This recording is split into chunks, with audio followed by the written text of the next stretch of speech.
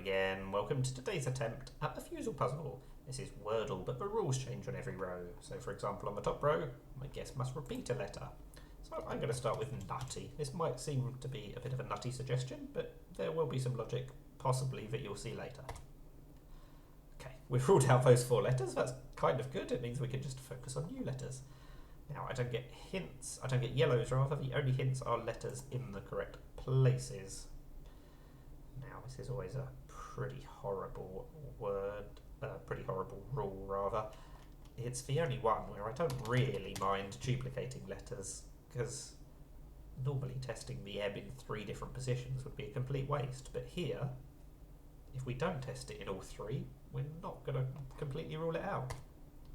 Yeah, that does not help too much, but no guess really would have helped unless we got very lucky and got a letter specifically in the right place. Anyway, my guess can be anything except a real word.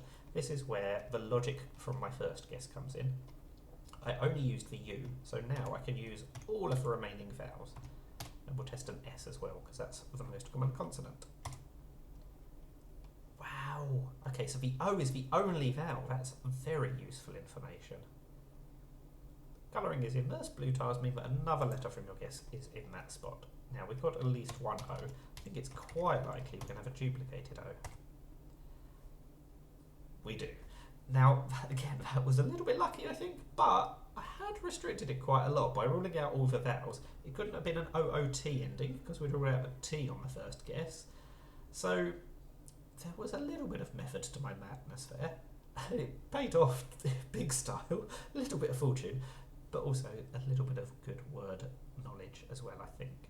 That's Fusele. Thank you for watching, and bye for now.